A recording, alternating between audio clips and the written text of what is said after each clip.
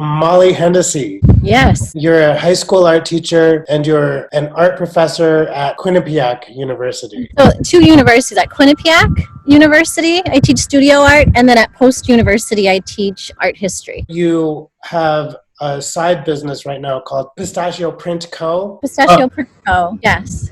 My fiance right now is a printmaker. And so we sort of came up with this idea. He was printing for other people, but not really doing his own work. And I thought, well, that's really cool because I can actually create designs and then he could print them. So we came together, and at first I was hand drawing everything and we were scanning it into the computer. And but it takes a long time to do it that way. So then I had to teach myself how to use digital programs like Photoshop and Illustrator so that I could become better equipped, at printmaking, really, because that's part of the process when we make our screens. And then as luck had it, then there was an opening for a digital art teacher after that at the high school. And that's sort of how I moved into that position. So I reached out to you because a couple of artists and myself, we created this flyer. We've got Holly Moxley. She's an artist out of Portland, an artist designer. She runs a painting studio called Bottle and Bodega. A professional painter, his name is Travis Walker, and a gallery owner, online gallery art, Vincent Mollevel out of the Netherlands. Oh, fantastic. We were going to interview a high school student. We thought it would be an interesting concept to interview a high school student applying to programs. One thing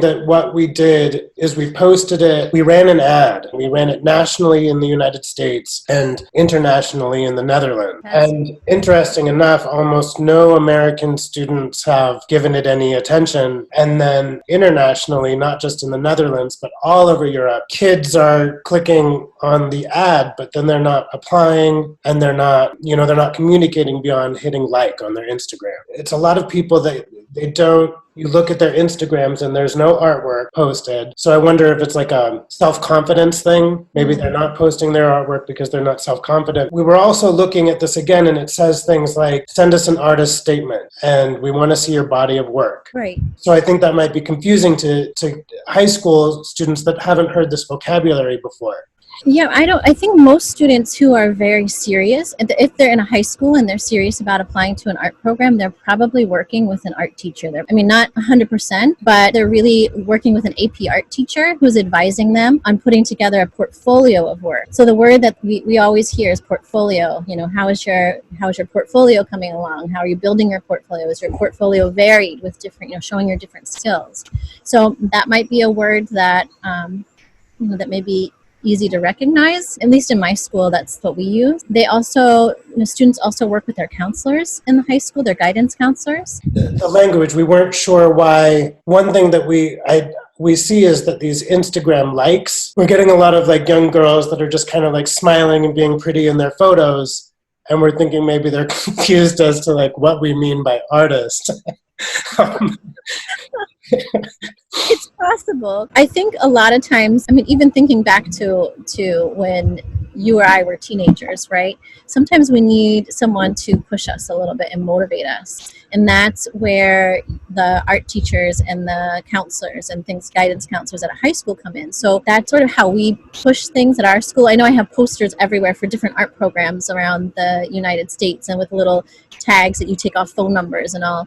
If I have a student who's really strong who I want them to apply, like, oh, hey, go take that off, go call them. They have a summer program, or, so I think sometimes when you're a young person, you need someone to give you a little extra push and to help guide you along. I think that's good advice. You've got these kids in high school, they're kind of thinking about what they're going to do in the future, and just really use the resources at your school, those guidance counselors or your art teacher, somebody who's been through what maybe you're looking to do is really great advice. Yeah, teachers tend to be very helpful people. It's our job. We want them all to succeed, and we want to, see them fulfill their greatest potential. So, and I think back to when I was a high school student and I was not secure in my abilities. And even my high school art teacher, he applied for a scholarship for me and basically forced me into submitting all my paintings. I would have never done it. Never. And I got it. So, we all need that extra little push. Even when we're adults, we need that support.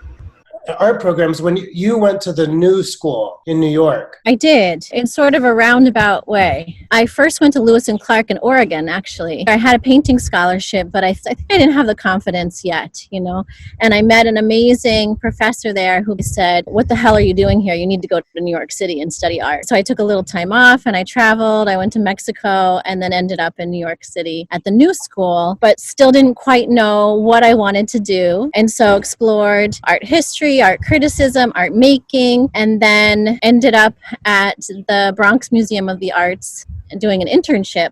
And that's when I was working with children, and that sort of put everything in line for me with my love of art and teaching and children. You chose the new school. That's a renowned school for art. Yeah. For students looking for art programs, what's your opinion on looking for an art program that's prestigious? So I have mixed opinions. So after I went to the new school, I ended up going to Columbia University for my master's in art ed. And I have to say that a lot of times in the beginning of my career, when I had interviews, the first thing someone would say is, "Oh, I called you in because I saw that you went to Columbia University." So in that respect, that was great. But when I talk to my students at the high school, not everybody really has the means to go to a prestigious university, or rather even really wants to be honest.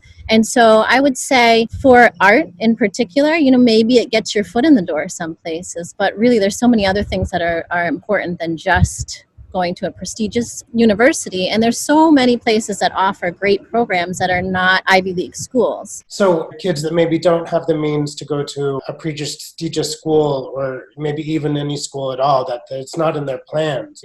Art is so broad. You can do printmaking, you can do painting or digital design. And what do you think they should be taking into consideration if they're not going to school? Well, I'm certainly biased because I'm a teacher, so I think education is incredibly important, but not all of our education comes from school. And so again, being a teacher and a professor, all of my students, I try to sort of guide them to find if they want to pursue art, I would want to guide them to find the right place. And to me, a lot of times that is a university.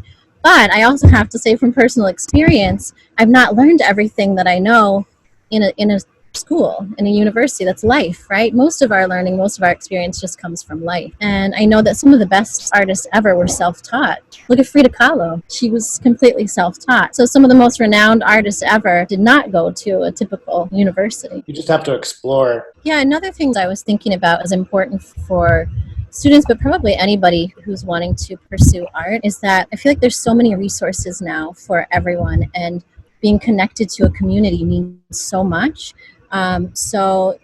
It used to be, it needed to be your physical community, which luckily in Connecticut, well, I live near New Haven, and New Haven has a great artist community.